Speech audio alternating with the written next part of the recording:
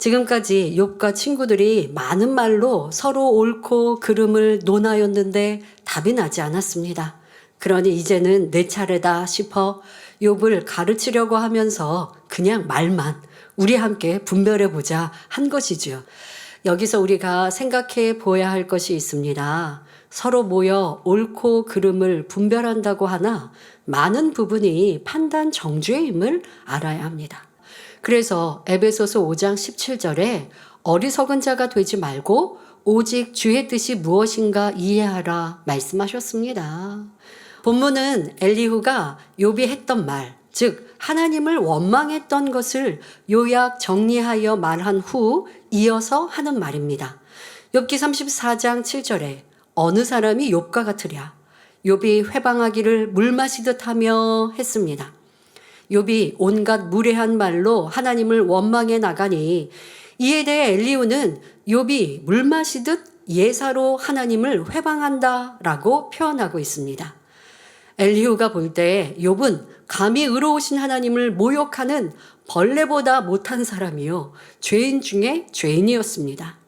결국 예전에 욥이 베풀었던 선행과 덕행들까지 모두 위선이며 가식이었다고 단정짓게 되었지요.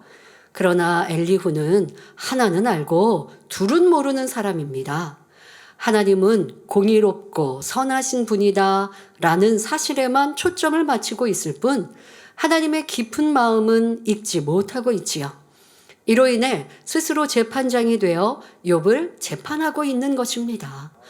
이어지는 욥기 34장 8절 9절에 악한 일을 하는 자들과 사귀며 악인과 함께 다니면서 이르기를 사람이 하나님을 기뻐하나 무익하다 하는구나 말합니다. 엘리후는 욥을 향해 악한 일을 하는 자들과 사귀며 악인과 함께 다닌다 말하는 것이죠. 그럼 이 의미는 무엇일까요? 유유상종이라는 말이 있는 것처럼 대개 사람은 무리의 법칙에 의해 의인은 의인끼리 악인은 악인끼리 사귀게 됩니다. 선한 사람은 선한 사람끼리 모여 은혜를 나누는 반면 노름꾼은 노름꾼끼리 모이고 남의 허물을 보기 좋아하는 사람들은 그런 사람들끼리 모여 수군수군합니다. 욥에게 시험이 오기 전에는 자기의 위치에 어울리는 사람들, 즉 부와 명예와 권세가 있으며 학식 있는 사람들과 교제에 나갔을 것입니다. 그러나 시험으로 인해 그가 누리던 영화로움이 한순간에 무너지고 건강마저 잃고 나니 예전에 자기를 따르고 교제했던 사람들은 다 떠나갔습니다. 정직하고 덕망 있는 사람들은 떠나버리고 악한 사람들만 모여드니 이런 모습을 본 엘리후가 욥이 악한 사람들과 사귀며 악인과 함께 다니고 있다 말하는 것입니다. 욥은 이렇게 모여든 악한 사람들에게 나는 예전에는 하나님을 기쁘시게 했는데 하나님은 오히려 나를 상처투성이요 허물 있는 사람으로 만들어버리셨다. 하나님 때문에 내가 무익한 자가 되지 않았느냐 하며 넋두리를 늘어놓았습니다. 그런데 엘리후가 볼 때 하나님은 절대로 욥이 말하는 것처럼 나쁜 분이 아닙니다. 공의로우시고 정직하시며 선하시고 사랑이 많으신 분이요. 그분이 하시는 것은 모두 옳습니다. 이런 하나님을 불의하다며 욥이 온갖 무례한 말로 하나님을 매도하니 엘리후는 어느 사람이 욥과 같으랴 즉 이런 나쁜 사람이 어디 있느냐며 욥을 정죄했던 것입니다. 스스로 재판장의 자리에 앉은 엘리후는 계속해서 목에 힘을 주고 외쳐나갑니다. 욥기 34장 10절에 그러므로 너희 총명한 자들아 내 말을 들으라. 하나님은 단정코 악을 행치 아니하시며 전능자는 단정코 불의를 행치 아니하시고 말합니다. 흔히 세상에서는 영리하고 재주가 남다른 사람을 총명하다고 합니다. 그런데 하나님께서는 가치관이 일반 사람들보다 월등하고 판단 능력이 신속하고 정확하며 목표가 뚜렷하되 이 모든 것이 선 가운데 있을 때 총명하다 말씀하십니다. 즉 총명함이 악으로 활용된다면 이는 진정한 총명함이 아니라고 말씀하시는 것이죠. 세상적으로는 미련한 자가 되어야 하나님 안에서 지혜로운 자가 될 수 있는 것처럼 총명함 또한 악이 아닌 선 가운데 활용될 때 참된 총명함이라 하시는 것입니다. 하나님의 사람들은 진리 안에 살아가면서 기도할 때 성령님께서 마음을 주관해 주시며 총명함을 주셔서 창조적이고 발전적인 사람으로 만들어 주십니다.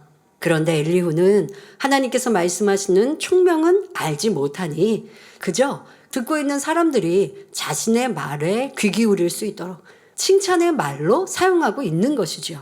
엘리후는 욥과 친구들을 향해 총명한 자들아 내 말을 들으라 말하면서 당신들은 그만큼 학식도 높고 총명한 분들이니 내 말을 한 귀로 듣고 흘려버리지 말고 귀담아 들어서 깨달아 보십시오 라는 의미로 말한 것입니다. 그리고 하나님은 단정코 악을 행치 아니하시며 전능자는 단정코 불의를 행치 아니하신다 했는데 이는 너무나 지당한 말입니다. 엘리후도 하나님이 이처럼 공의롭고 선하신 분임을 말하고 있지요. 하지만 엘리후의 깨달음은 수박 겉핥기에 불과하다는 사실을 알아야 합니다. 욥기 34장 11절 12절에 사람의 일을 따라 보응하사 각각 그 행위대로 얻게 하시나니 진실로 하나님은 악을 행치 아니하시며 전능자는 공의를 굽히지 아니하시느니라 합니다. 이 말을 앞절과 함께 풀어보면 욥아 하나님은 악을 행치 않으시고 불의를 행하지 않는 분이요 각 사람이 행한 대로 갚아주시고 심은 대로 거두게 해주시는 분이다. 하나님은 전능자이시지만 불의하게 재판하는 분이 아니란다. 그러한 하나님이 너를 치신 것은 단정하건대 내가 악하고 의가 없고 거짓말쟁이이기 때문이다. 이런 말입니다. 엘리후는 단지 욥에게서 들은 말만을 가지고 욥을 판단 정죄하고 있습니다. 하나님에 대해서도 자기 방식대로 이해하며 하나님을 평하고 있지요. 누구든지 하나님의 뜻을 깊이 모르면 이런 판단이 나올 수 있습니다. 엘리후는 사랑하는 자녀를 더 좋은 그릇으로 만들기 위해 연단하시는 하나님의 마음, 더 큰 축복을 주기 위해 시험을 허락하시는 하나님의 뜻은 헤아리지 못하고 있습니다. 만일 엘리후 같은 사람이 사자굴에 던져지는 다니엘이나 풀무불에 던져지는 다니엘의 새 친구를 본다면 어떻게 생각하겠습니까?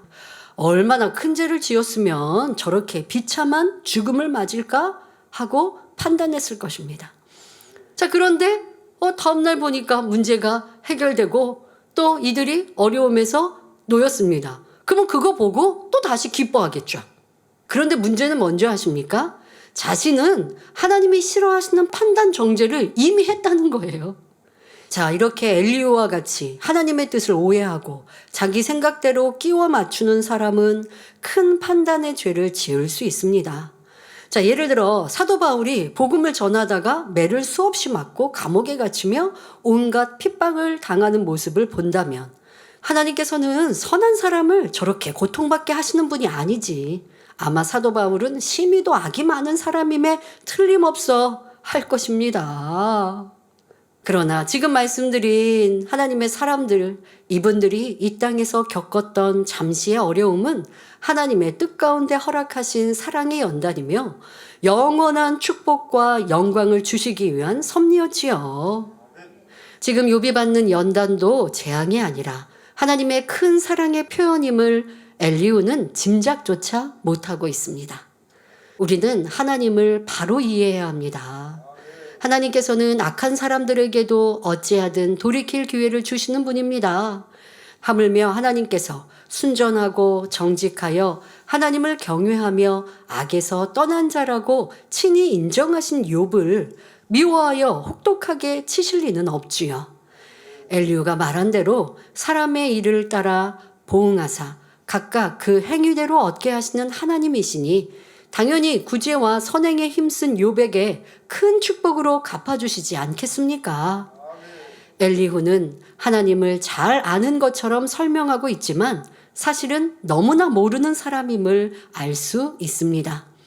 우리는 하나님의 마음을 바로 알아야 하며 말씀을 대할 때도 문자적인 의미를 넘어 그 안에 담긴 영적인 깊이를 깨달을 수 있어야 합니다. 예를 들어 성경을 보면 하나님께서 아말렉 사람을 남녀노소 할 것 없이 다 죽이라고 명하시는 장면이 나옵니다. 이는 아말렉이 그만큼 하나님 앞에 많은 죄를 쌓았기 때문이고 죄에 대한 보응으로서 그들을 멸하는 것이 합당했기 때문입니다. 그런데 영적인 뜻을 모르거나 하나님의 사랑과 공의를 모르는 사람들은 너무 잔인하신 하나님으로 오해합니다. 어느 민족, 어떤 환경 속에 거하는 사람이라 해도 그가 선하다면 하나님께서는 반드시 구원에 이르게 하십니다. 이를 위해 양심 심판의 섭리도 예비하신 것이지요. 우리가 인간을 향한 하나님의 깊고 오묘하신 사랑, 선하신 뜻을 이해하기 위해서는 무엇보다도 주님의 선하신 마음을 닮아야 합니다. 이와 더불어 불같은 기도 가운데 하나님의 깊은 것이라도 통달하시는 성령의 주관을 받아 하나님의 뜻을 깨우쳐 나가야 하지요. 이어지는 욥기 34장 13절에 누가 땅을 그에게 맡겼느냐, 누가 온 세계를 정하였느냐 했는데, 이는 하나님께서 땅을 지으시고 온 세계를 정하신 창조주로서 절대 주권자임을 강조하는 말입니다.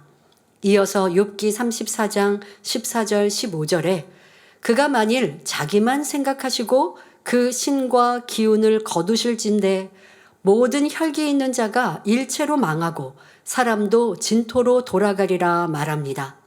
모든 생명의 근원은 창조주 하나님이십니다. 하나님께서 우리 사람에게 하나님의 기운인 생기를 불어넣어 주셨기에 우리가 살아갈 수 있고 다른 모든 피조물도 하나님의 능력 안에서 생명을 유지해 나갑니다. 그러니 만일 하나님이 자기 유익만 생각하여 그 신과 기운을 걷어 버리신다면 모든 생명체들이 일시에 죽을 것이요 사람도 한 줌의 흙으로 돌아가 버릴 것이라는 말입니다. 그러나 하나님은 절대 주권자이시되 주권을 남용하시는 분이 아닙니다. 그런데 어떤 사람은 성경에 나오는 토기장이 비유를 읽고 하나님의 주권을 오해하기도 합니다. 로마서 9장 21절에 토기장이가 진흙 한 덩이로 하나는 귀 있을 그릇을, 하나는 천 있을 그릇을 만드는 권위 없느냐 말씀했습니다. 이는 하나님을 토기장이의 인생들을 그릇에 비유한 말씀입니다. 토기장이는 용도에 맞게 진흙을 선택하고 반죽해서 귀 있을 그릇을 만들기도 하고 천 있을 그릇을 만들기도 합니다. 잘못 나온 그릇은 가차없이 깨트려 버리기도 하지요. 마찬가지로 하나님께는 인생들을 하나님의 섭리에 맞게 선택하여 쓰실 권한이 있으며 악을 행하는 사람이나 국가를 파하실 권세도 있습니다. 그렇다 해서 하나님께서 일부러 사람을 악하게 만들어 악한 역할을 하게 하시거나 선하게 만들어 선한 역할을 감당하게 하시는 것은 아닙니다. 사람은 부모의 길을 받아 그 마음밭의 기초가 만들어지고 자라온 환경과 스스로의 선택으로 자기를 만든 것이지 하나님께서 임의로 그 밭을 좋고 나쁘게 만드신 것이 아닙니다. 그러므로 우리는 선하시고 공의로우신 하나님을 결코 오해하는 일이 없어야 하겠습니다. 본문에서 엘리후가 하나님이 그 신과 기운을 거두실진데 모든 혈기 있는 자가 일체로 망하고 사람도 진토로 돌아가리라 한 것은 자신의 속마음을 드러내는 말임을 알아야 합니다. 만일 엘리후가 하나님과 같은 권세를 가진 주권자라면 욥을 절대로 용서할 리가 없다라고 하는 그 감정과 자기의 생각을 담아서 말을 하고 있는 것이죠. 이처럼 본인이 악한 마음이기 때문에 하나님께서 욥을 치신 것이 틀림없다고 단정 지으며 하나님의 절대 주권을 함부로 논하고 있는 것입니다. 자기 마음이 악하고 긍휼이 없으니 하나님도 그럴 것이라고 판단하는 것이지요. 만일 하나님께서 욥과 같은 연단을 엘리후에게 허락하셨다면 엘리후는 일찌감치 하나님을 등지고 떠났을 사람입니다. 이처럼 악이 많은 사람이기 때문에 욥에 대해서도 마음껏 헤아리며 판단, 정죄하고 있는 것입니다. 우리가 분명히 알아야 할 것은 자기 마음에 악이 없으면 남을 함부로 판단 정죄하지 않는다는 사실입니다. 그러므로 말씀을 자기 생각 속에서 해석하거나 상대의 현실에 짜맞추어서는 안 되며 오직 성령의 역사 가운데 정확히 적용하고 풀어줄 수 있어야 하겠습니다. 우리는 엘리후를 통해 내가 잘 안다 하는 생각을 깨트려야 합니다. 빌립보서 2장 5절에 너희 안에 이 마음을 품으라 곧 그리스도 예수의 마음이니 하신 말씀처럼 낮아지고 섬기며 순종하며 내가 없는 모습이 될 때 주님을 닮음으로 아버지 하나님의 마음도 바로 아는 참 자녀가 될 수 있습니다. 우리 모두 욥기 강해를 통해 깨어지고 변화되어 아버지 하나님의 기쁨이 되는 자녀로 나오기를 주님의 이름으로 축원합니다.